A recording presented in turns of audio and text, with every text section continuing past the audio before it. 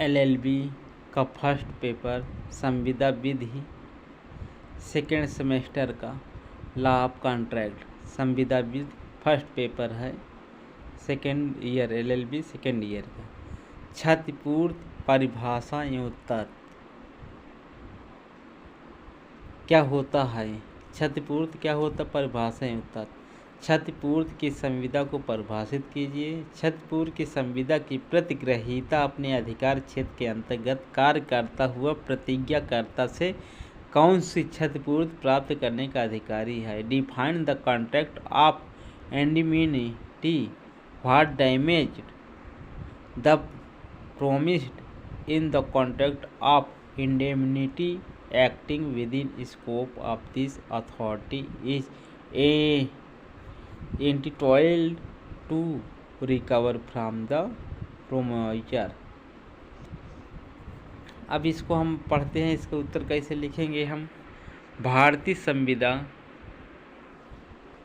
संविदा अधिनियम की धारा 124 के अनुसार वह संविदा जिसके द्वारा एक पक्षकार दूसरे पक्षकार को स्वयं वचनदाता के आचरण से अथवा किसी अन्य व्यक्ति के आचरण से दूसरे पक्षकार को हुई हानि से बचाने का वचन देता है, क्षतिपूर्ति की संविदा कहलाती है।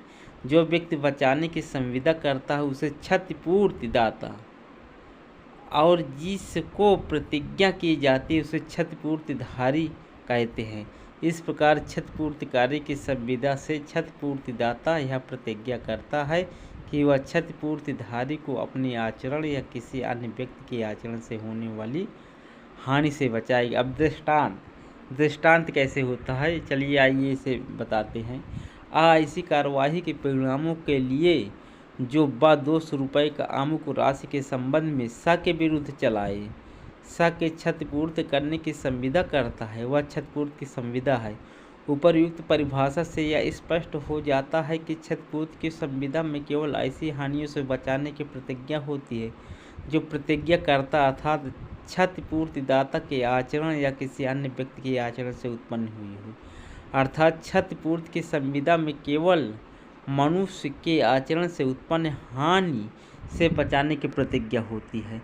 मनुष्य के आचरण से भिन्न तरीके से होने वाली हानि से बचाने की प्रतिज्ञा को इसमें सम्मिलित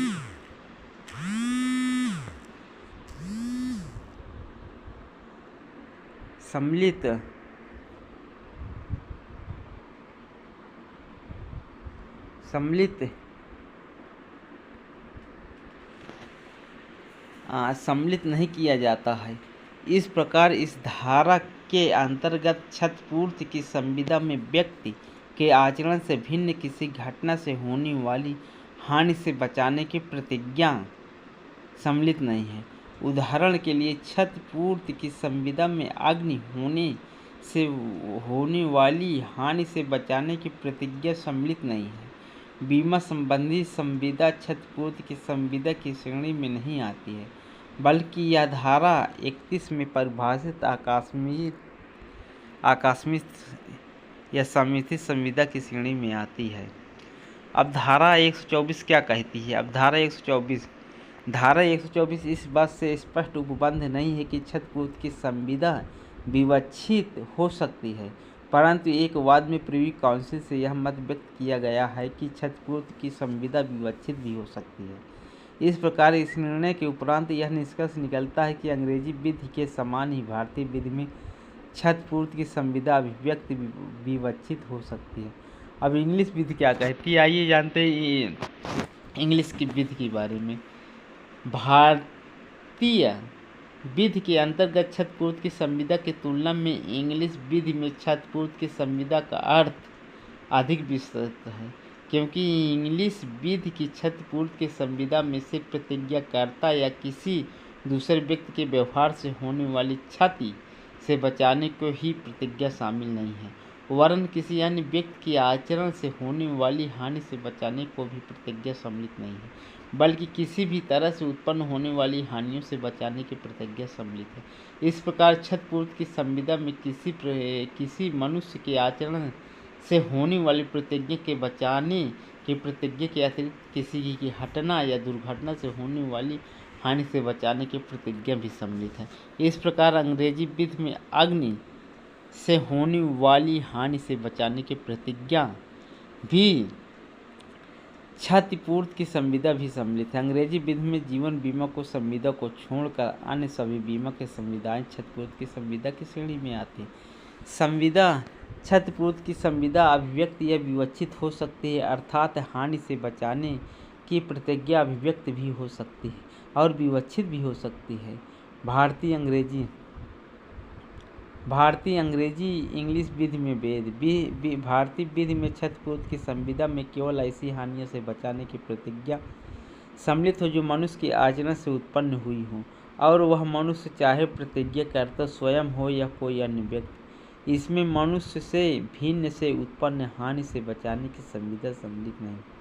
इस प्रकार इसमें अग्नि से होने वाली हानि से बचाने की प्रतिज्ञा सम्मिलित नहीं है, परंतु इंग्लिश विधि में किसी भी प्रकार से होने वाली हानि से बचाने की प्रतिज्ञा को क्षतिपूर्ति संविदा में सम्मिलित किया गया है, चाहे वह हानि मनुष्य के आचरण से उत्पन्न हो या किसी घटना या दुर्घटना से उत्पन्न हो।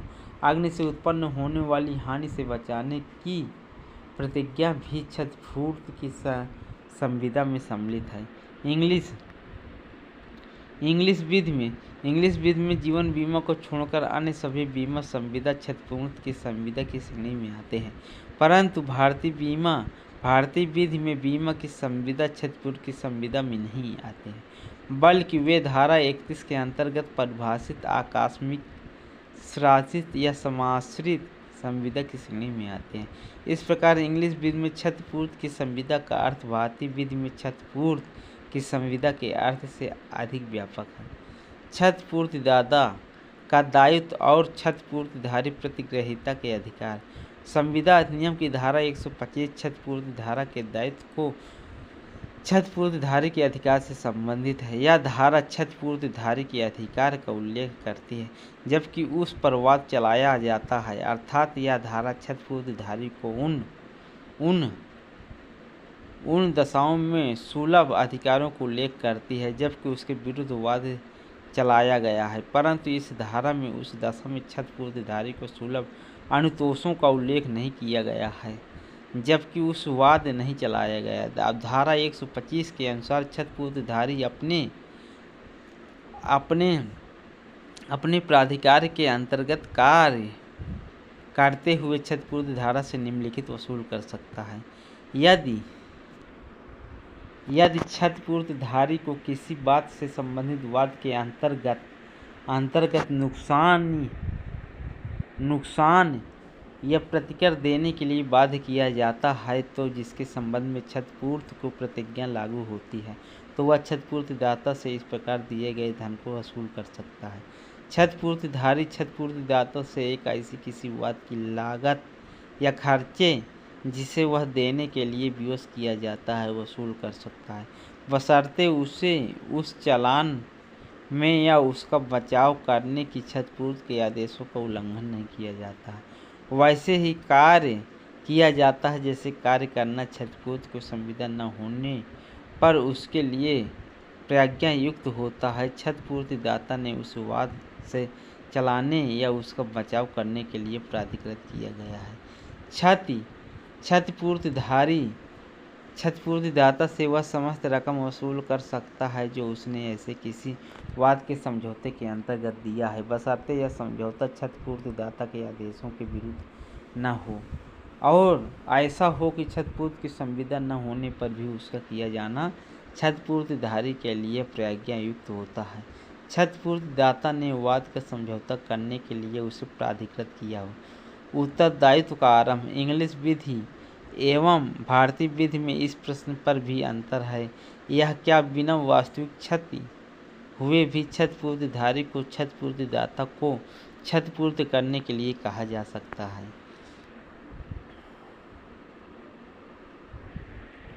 अब इंग्लिश विधि क्या दिया है। कॉमन लॉ यह सिद्धांत है कि क्षतिपूर्तिधारी क्षतिपूर्ति का दावा तभी कर सकता था तब उसे वास्तव में क्षति हो। क्षतिपूर्तिधारी द्वारा क्षतिपूर्ति के लिए दावा करने के लिए शर्तें यह थी कि दावा करने से पूर्व उसे क्षति हुई हो, अर्थात पहले क्षति हो और तत्पश्चात क्षतिपूर्ति का दावा हो, परंतु बाद में साम्य न्यायालय ने इस सिद्धांत को परिवर्तित कर दिया है और यह सिद्धांत प्रतिपादित किया कि क्षतिपूर्तिधारी वास्तविक क्षति से पूर्व क्षतिपूर्ति का दावा कर सकता है। साम्य द्वारा विकसित यह सिद्धांत इंग्लैंड में सभी न्यायालयों द्वारा लागू किया गया है। भारतीय विधि। भारत के इस प्रश्न पर विभिन्न उच्च न्यायालयों में मतभेद है।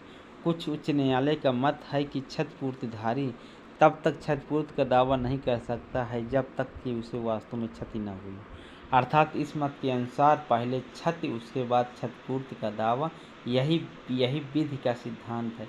परंतु कई उच्च न्यायालयों ने उपर्युक्त मत के विरुद्ध विचार व्यक्त किया। उनके अनुसार क्षतिपूर्तिधारी अर्थात में क्षति होने के पहले क्षतिपूर्ति का दावा कर सकता है।